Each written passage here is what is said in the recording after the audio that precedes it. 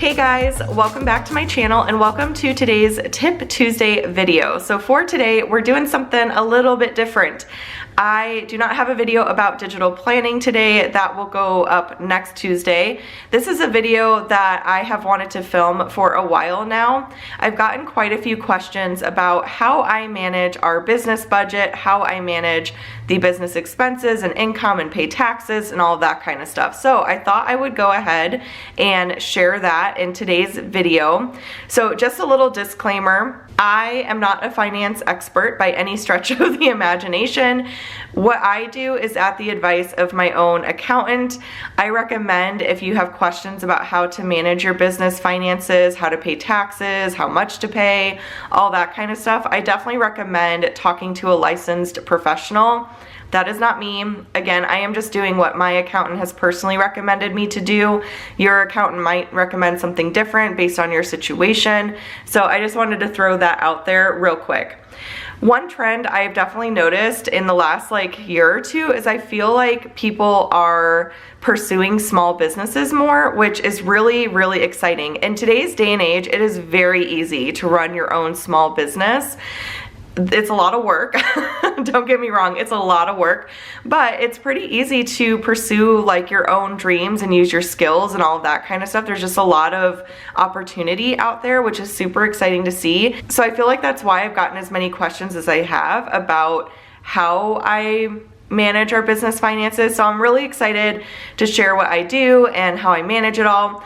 There are two tools that I use primarily. I use QuickBooks and I use Everydollar to manage our business finances. I love QuickBooks just for an overall snapshot of the year. It will tell me how much I earned, what my expenses were, what my total profit was, and all of that. I'm also able to pay my taxes through QuickBooks, which is really nice and convenient. And so it's a really great tool to use for an overall snapshot of the year. But I like to break it down further into the month because we completely depend on the income that comes in through my business to support my family, put food on the table, all that kind of stuff. So I need to know on a month-to-month basis, what is my take-home pay that I'm able to provide to my family to pay our bills, work towards our financial goals, all of that kind of stuff. So that's why I really love to use Everydollar in addition to QuickBooks. I feel like it really allows me to kind of keep a running total of what my income is throughout the month and my expenses and all that kind of stuff. QuickBooks is also hooked up to my checking account, my business checking account. So it only tracks transactions that take place through my business checking account. Sometimes I will put an expense on our credit card to get the points for it and then of course pay it off right away. If you don't know, we do use credit cards over here. We use them responsibly, that is the key. We do not overspend and we always pay them off. We do not pay interest and all that kind of stuff. That was not always the case for us. There was a moment in time where we could not be trusted with the credit card, but over the years, with as much as we've budgeted throughout the years and stuff, I feel like we've really gotten it down to a science and it's just what works best for us. So to each their own. If you do not like credit cards, more power to you. Don't use them. We do. Everyone has their personal preferences. So in those situations where I use a credit card to pay for a business expense, I will track that here and then I have to manually put it into QuickBooks. So, and I used to track our business budget in my digital planner, but I found that this was just easier in terms of being able to look real quick, what's my income right now? What are my expenses? I don't know, it helps. I feel like it's a better tool to use for keeping running totals, because with a digital planner, you're just writing down things I don't know if that makes sense. I feel like I'm not explaining that well. But anyways, editing Stephanie here, I finally figured out what I was trying to say. I was trying to say I like that it automatically calculates everything for me so I can see at a glance what's my income so far for the month, what are my total expenses so far for the month. When it comes to my business budget, I really prefer the automatic calculation versus manual calculation. So just wanted to throw that in there. Long story short, I like using Everydollar for the business budget. I do prefer my digital planner for my family's finances and everything like that, but I really like Everydollar for managing my business budget on a monthly basis. So anyways, let's go ahead and dive into it. So the first thing you're gonna see up here are my sources of income. I have Etsy, which is by far my largest source of income, Google AdSense, which is YouTube, ShareASale. I very rarely see anything come in from ShareASale anymore. I am still affiliated with Erin Condren, but I don't use their products at all anymore. So the only time I really ever see anything come in through ShareASale is from my older videos when I was using Erin Condren products. But like I said, it's extremely rare that I see anything come in nowadays, which is totally fine. Makes sense, right? And then Amazon, which is another one that occasionally I'll get a little bit come in, like 20 bucks here, 25 bucks there, but it's really insignificant. Some months I don't see anything at all. I don't put a ton of effort into like having an Amazon storefront or anything like that. If there's a product that I really like and I share with you guys, I will share the affiliate link for it, and I'll get a very small commission if you use that link to purchase the item. But other than that, I really don't put a ton of effort into Amazon. And then I have miscellaneous as well. The numbers that I'm gonna put in here are not realistic numbers for me. I'm actually just going to use like simple whole numbers just for the purpose of this video, and then I'll go in and I'll put like real numbers in later and everything. But so this is not like an accurate portrayal of what comes in and what our take-home pay is and all that kind of stuff. It is accurate, however, with our expenses, which I'll get to in just a moment. So the first thing that comes out of the business budget is our tithe. So I pay 10% of my gross income to my church for our tithe, and that's accounted for here. I like to count the tithe in through my business budget because this money does not even come over into our family budget, so I don't put it in our family budget. It does come out of our business budget though. So for example, if I make $10,000 for the month up here, I will put $1,000 for 10% of 10,000 right here. And I'll do a little like demonstration of that process for you guys. When it comes to expenses, my overhead costs for running my business are actually pretty low, which I'm excited about. That's kind of the goal, right? Is you want your expenses to be lower because that means that you are taking home more in general. So my expenses include iCloud storage for $10.87. I do have as much iCloud storage as I could possibly get because I do all digital work. So as you can imagine, my files and everything get very full very quick, so that iCloud storage is really key to being able to store all of my files and everything. And then I also pay for Dropbox. I have a professional version of Dropbox, again, so I can have extra storage there. I provide Dropbox links to a lot of my customers who are purchasing digital files that are too large for Etsy. Etsy actually has a very low like maximum of the file size you can upload, so you can only upload a file size of 20 megabytes, no more than that. And some of my products are definitely more than that, so I have to use Dropbox and use an external link to give my customers the files that they purchase and everything. Next we have Cigna, which is our health insurance. So our premium actually did go up. It was $760 before, $761, so it went up by like $200, which is pretty significant. But yeah, so our health insurance we pay through Cigna, and then that is considered a business expense. QuickBooks is, again, that subscription I use to pay our taxes and all that kind of stuff. It'll make it really easy at the end of the year for my accountant to see what our total profit was, what our quarterly payments were for taxes. And then Epidemic Sound, I actually have two subscriptions to Epidemic Sound. I have one for my main YouTube channel, Planning to Prosper, and I also have one for Sweatin' to Prosper, which I'm not super sure I'm gonna continue yet or not, you guys. Like I don't know, I have to really think about that more. My weight loss journey is turning out to be a lot more than I originally had planned. So it's definitely a journey, and it's not something that I feel like super comfortable sharing because there's a lot of like mental health, emotional health stuff involved with that. And so it's just really personal. So I'm not sure if I'm going to continue that channel. If I choose not to, then I will probably cancel that subscription. But for now, it's $15 per subscription for Epidemic Sound, so it's $30. And then I have a basic eRank subscription, and eRank is a website that you can use to look at like hot keywords and SEO, which are all like Etsy search engine type of terms.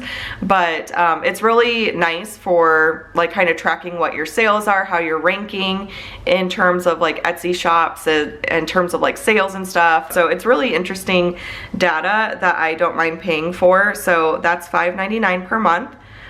And then HP Instant Ink, I very rarely need ink because I don't use my printer a whole lot, but I do have an HP printer, and it's only $1.07 per month to have them send ink whenever it says that I need it. So I feel like it's completely worth it, considering that ink cartridges are really expensive. I feel like I'm still paying less even with having the subscription for HP Instant Ink. I've been really happy with the service. I feel like I get ink like usually every 3 months or so. I get ink because we do use the printer actually for Maddie for school, and then occasionally I'll use it for my business, like when I'm doing my rough draft budget and stuff like that. I also do print out some stuff for taxes, so it is helpful in that sense. So I feel like it's worth the $1.07 that it is. I set aside $150 to purchase artwork throughout the month to create my sticker kits. Some of the artwork that I purchase, you also need a commercial license for. Some of my favorite artists, you do need a commercial license for, and the commercial license is pretty pricey. So while the designs may be cheaper, the commercial license can be pretty expensive. And so I like to personally like give myself a pretty good budget for that, which is $150. Very rarely do I use all of that, but I have it just in case. And then in January also, I am gonna be buying extra designs because I'm playing catch up for my sticker kits. I'm releasing February sticker kits actually tomorrow, and then in 2 weeks time on the 19th I'll be releasing March sticker kits, and then I'll start working on April sticker kits like right after that. So I'm gonna actually have to buy double the amount of designs that I typically do. And then sometimes too I'll purchase a design and I'll start using it and designing with it, and I'll find that it's not working very well. Like I don't like it as much as I thought I would, so I'll go back in and buy a different design and stuff like that. So I like to have a pretty generous budget in terms of designs. And then I have 2 subscription services for Canva and PicMonkey. Those are the professional subscriptions, and those are due once per year. Canva's due in September for $120. And then PicMonkey is due in May for $120. So I just have a little note that that those will be coming due. So those are my like fixed expenses, if you will. I mean, the designs is more variable, but those are the expenses that I have every single month for running my Etsy shop and running my business. And then we get down here to taxes and miscellaneous. So taxes will be based off of whatever my gross income is, minus my expenses, and minus whatever I might have in miscellaneous. So miscellaneous is a sinking fund that I set up for myself, and you can tell that it's a fund by the little piggies over here on the side. This is one thing I really like about Everydollar as well, is you can create a fund and it will tell you at all times what your balance is. It's actually really great for sinking funds, and we do actually use Everydollar for our family budget for sinking funds, just to kind of double check our math and everything. So that's a really cool feature of Everydollar. And I have the free version. As you can see, it says upgrade to premium. Premium just syncs it up to your like bank account, which we don't really feel like we have a need for.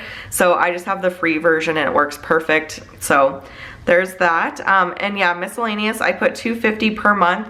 So I, run a digital business, and I am going to need to purchase new tech from time to time. I just actually purchased a iMac, one of the newer iMacs with the M1 chip, because my current iMac is running really slow. It is working really hard to keep up with me and stuff. So, and it's also, I think it's a couple years old at this point. So now that the M1 chip is out though, like it's blown everything else out of the water, I feel like. So for me to be more productive and efficient with my work, it's really crucial for me to have really good working technology. And so that is mainly what that miscellaneous fund is for. But then occasionally there's things that I'll need to purchase, like printer paper, or I'll need to purchase, I don't know, a memory card for my camera. Just random things like that that will occasionally come up. And so the miscellaneous fund is really great for those like kind of one-off situation. The goal is for this to build up throughout the year, because I do plan to replace my technology probably once every 3 years on average, I would say. That's that. And then there's this take-home pay section down here. So the next thing I want to show you guys is kind of how I keep track of things.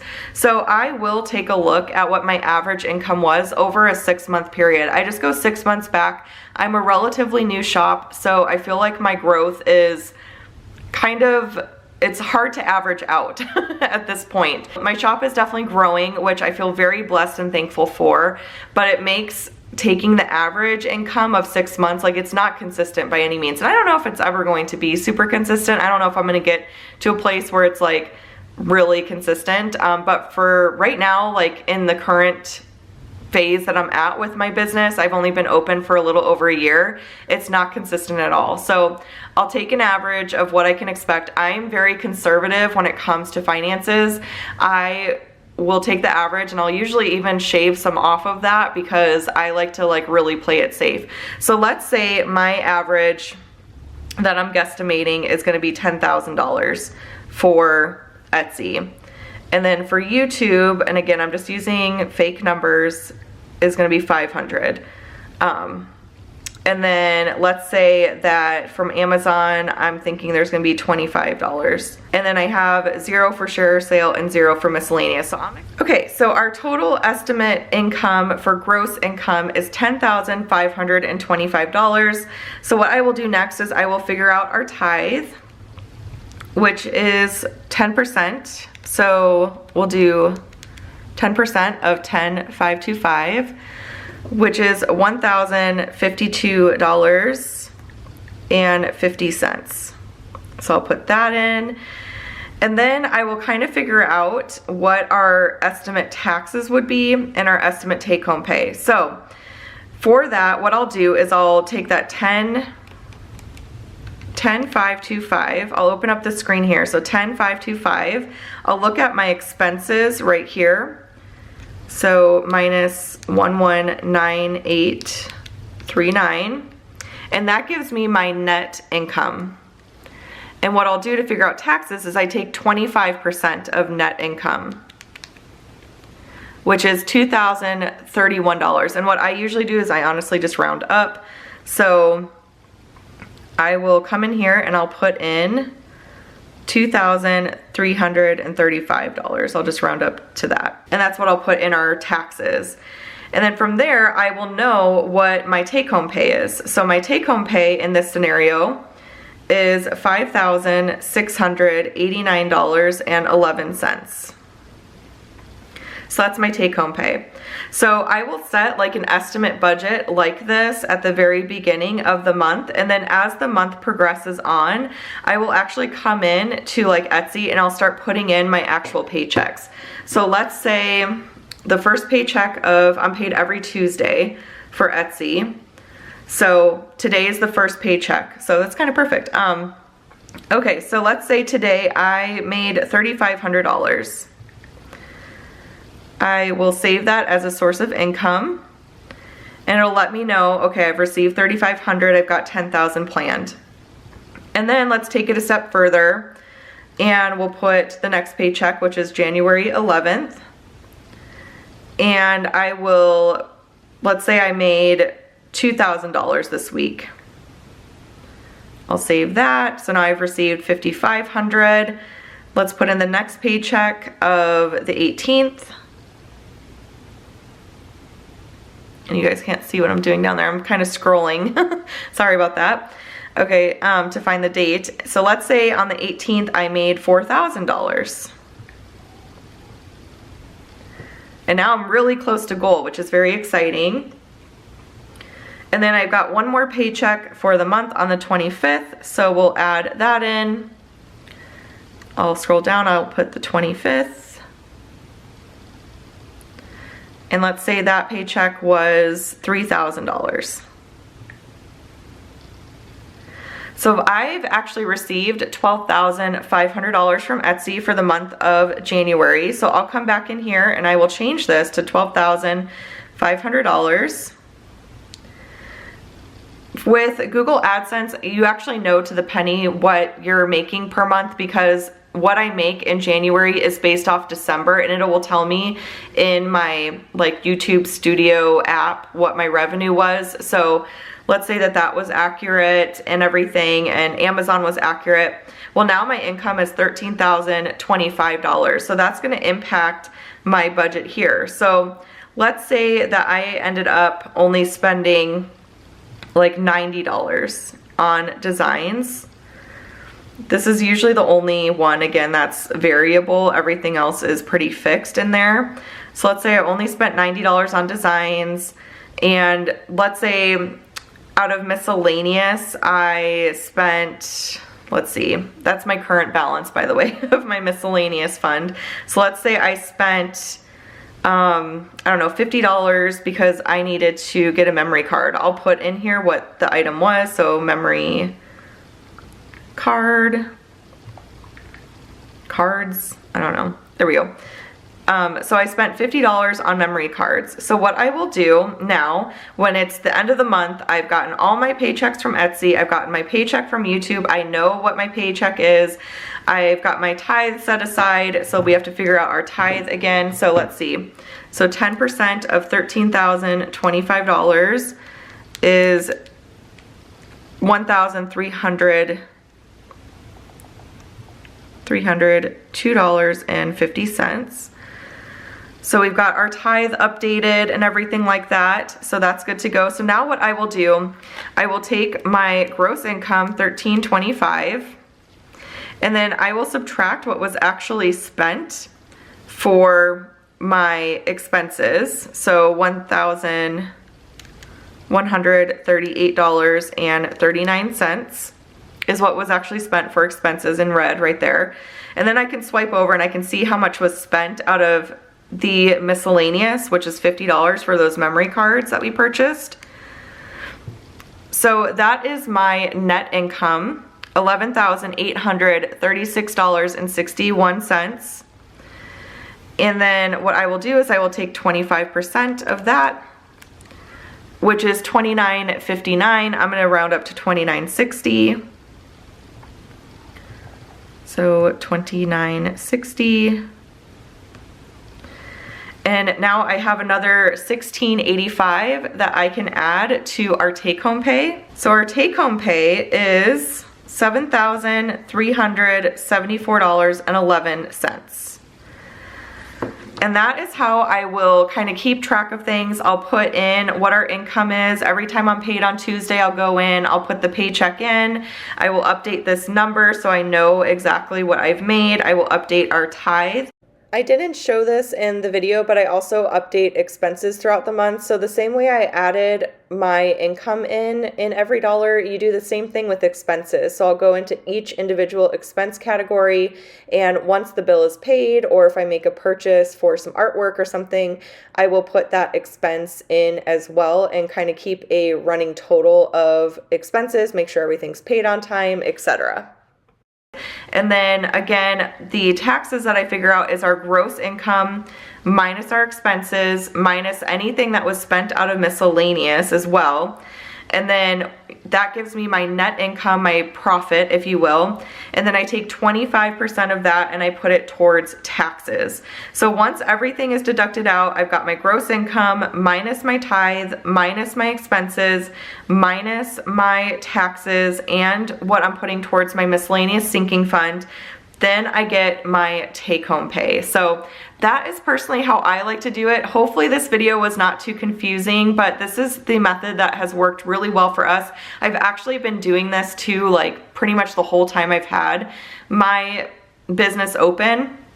Like I said, I did used to also do that in my digital planner, but I would do Everydollar in addition to that. And then I was like, why am I putting this in my digital planner. Like Everydollar's just fine for this. So this is how I figure out what my total take-home pay is. So what I'll put is, this is not my December income. This is actually going to be my February income, because the income that I make for February is then going to get transferred over to our family checking account.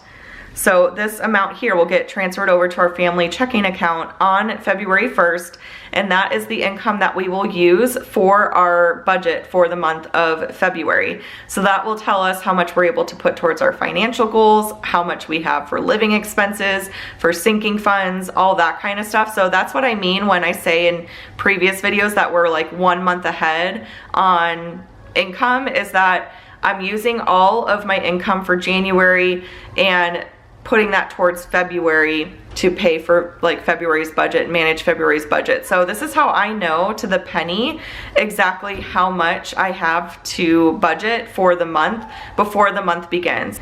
And this just works really, really well for us. I like knowing to the penny exactly what we're working with at the very beginning of the month when it comes to variable income. I don't like guessing throughout the month and like crossing my fingers that things will work out. I like to know at the beginning of the month to the penny exactly what we are working with. So my budget that I just did for January, those numbers are based off of the income I earned in December for my business. So hopefully that all makes sense.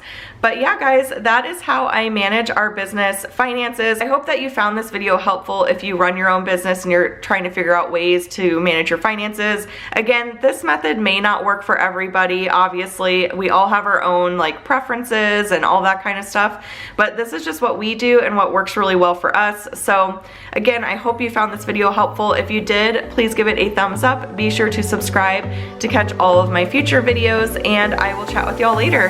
Bye.